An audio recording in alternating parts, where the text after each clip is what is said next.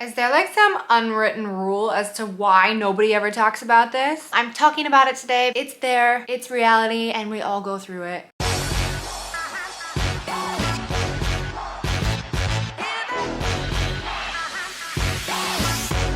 What's up, you guys? If you've never been here before, my name is Jenna. I'm an international who has been living here in Germany since 2014, and I like to share tips and stories on my life here in Germany over on this channel. If you want more information about relocating, you can head on over to lifeingermany.com. But in this video today, I am going to be talking about something that we beat around the bush about a lot and just for some reason don't like to talk about. Guys, Craig, thank you so much for sending in some really interesting topics for us to discuss. There was one in particular that I didn't want to wait about discussing because it kind of all just fits in right now with what's going on in my life, and I'll tell you guys a bit about that in a moment. But Craig reached out to me and said, Jenna, there's this brick wall that nobody likes to talk about. Can we please address this? He says it better than anybody, so I'm just gonna read it the way he wrote it. He writes, there is this invisible brick wall to surviving an international experience. With this, I refer partly to culture shock and the difficulties adjusting and adapting to life in a new country. The entrance to the new life may be harder than one imagined, or there might be extra difficulties, like the college course works out to be not as expected, or the job, or your neighbors. You might be homesick. You might break up with a partner if you came with one. You might feel alone, and of course, the language is very challenging. So many come thinking it's just gonna be like home and sorry, well, it's not. It can be bloody hard, quote unquote. I agree. So there is this wall for expats and internationals. The first year is this honeymoon stage where it's all sweet and rosy and exciting. You're full of hope, and then reality really hits in. Normally about winter time, it starts to get miserable, and what he's experienced here, he's saying between 1 to 2.5 years, this is the make or break time. And I actually talk about this in the Life in Germany Welcome program as well. I go into an additional bonus section at the end that goes through how to properly overcome this, because whether you like to believe it or not, it's there and it creeps up on us at every moment in time. This is why I'm making this video, guys, because I have been here for 8 years and I feel like I've hit this invisible wall. I also like to call it expat grief. You've probably heard of that before as well, where you just question every decision you've ever made, being a foreigner, immigrating to a new country, or even being an expat in other countries. And that's because when things happen back home, a lot of us tend to feel grief, but then we feel like we can't feel this grief and we can't be sad and depressed because we're over here and this was a decision that we made on our own. So while grief typically is something that you go through when you're dealing with the loss of a loved one, perhaps expat grief is actually dealing with the loss of many different things. Losing your friends, losing your job that you had back home. Feeling this grief but not wanting to feel it because you don't feel like you have the right to feel it because we've put ourselves in this situation. Right now, I have the biggest expat grief. My grandma just passed away and I would love to be there for my mom right now. And I can't. I actually just returned from Canada. So it only happened a couple short weeks later after I had left from Canada. And I will share some footage of our trip and all of our stories soon. I just want to say to you guys, if you're going through the same thing, especially during the winter months, winter blues catch quite quickly. I just want to tell you that you're not alone, that we all go through it, and that it's okay to experience this grief, and that even though, yes, we made a decision to move here and be without our friends and family, that it doesn't make the grief any less real. There is actually some good that came of these feelings that I was going through. I had this feeling, this sudden urge that I wanted to explore my family heritage and connect closer to the people that may quite possibly be in Europe. Most of you guys might know if you watched my video before the holidays, I actually did one of these like DNA tests with MyHeritage. I was initially just doing it because I was really curious as to what my background was. Once I did the test and once I got started, I realized there was a lot more on the MyHeritage website than I had originally actually explored, because I was doing it for one reason and now I'm coming back for another reason. MyHeritage is pretty well known. They're the #1 family history service here in Europe with over 90 million users. So I got to thinking, well, what if I did build my family tree up and I continued to explore and find out if I do have family still here in this area somewhere, it would be nice to connect. You know, losing somebody really makes you realize how important it is to be closer to family and to be closer with your friends. So this week I actually contacted MyHeritage and said, hey, can we keep going? You know, I'd love if you sponsored this video. I am going to dive deep into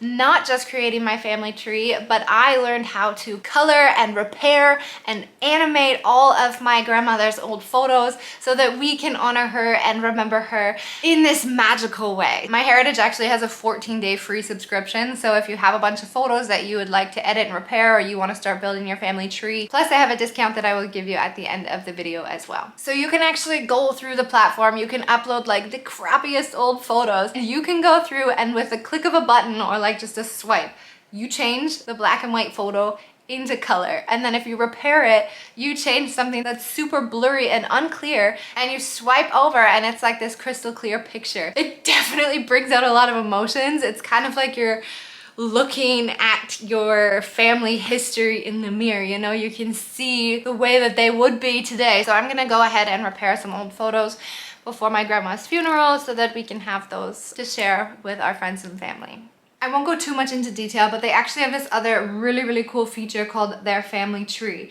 And when you go into the family tree, you can actually create your entire family history right on the website itself. So I'm just gonna go ahead and show you. I'm gonna create a whole nother profile here just so I don't show you my entire life's worth of family tree. And just punch in some of the names. And then once it's all there right on the platform, you can actually switch to different views. I really like this fan view. So from that fan view, for example, you can actually keep on adding. So you can add your father of your father, the mother of that father, father of that mother, and the list goes on and on and on. So there's also other options here as well. So I've already showed you the photos, but another one I really want to show you is where you can actually print the charts and books. You can actually go in and you can view all of these different styles that you can actually order and print out in different formats, different layouts.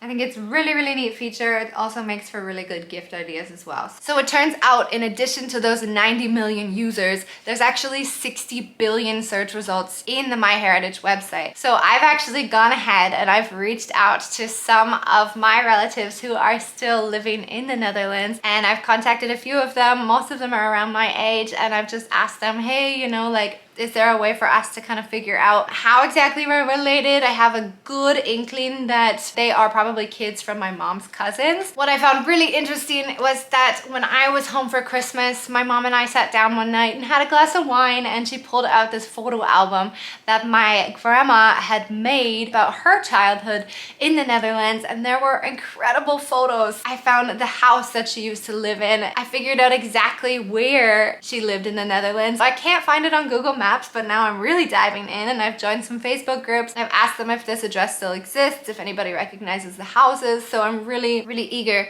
to figure it out, and I'm hopefully gonna make a big plan so that the next time my mom comes to Germany, we can honor my grandmother by going on a nice little road trip over to the Netherlands and really exploring, you know, where she lived, where she visited. There's postcards we found in there about the church that they used to go to and where they used to play as kids, and I think that this would be really special. I thought about putting together a video on how you can combat this expat grief, but I realized that there's a lot of professionals out there actually on YouTube who have some incredible content. So if you are feeling any of this and going through any similar emotions that I am right now, I would really encourage you to check some of them out. I will include a few of them that I watched that made me feel a bit better down in the description below. And of course, if you find this MyHeritage stuff super interesting as I did, you can actually get a 14-day free trial right on their website. You don't actually have to sign up to the DNA test like I did. You can actually get this account to build your family tree, to repair photos and colorize your photos,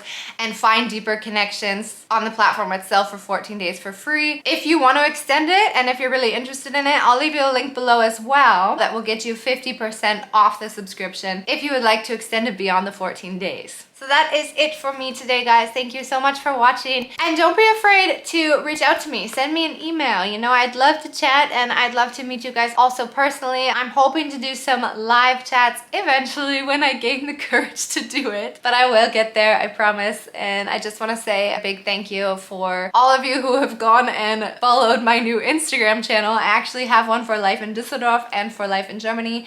And I thought about removing the life in Germany one because I upload more often on life in Düsseldorf, but a bunch of you said, no, please keep it. And now we've grown from like 2 followers to over 2,300 followers just in a matter of weeks. So I am going to continue building on that platform. You guys inspire me every day and you really keep me going, especially during these crappy winter months when you're experiencing some not so nice feelings. Vielen, vielen lieben Dank und wie immer, bis später.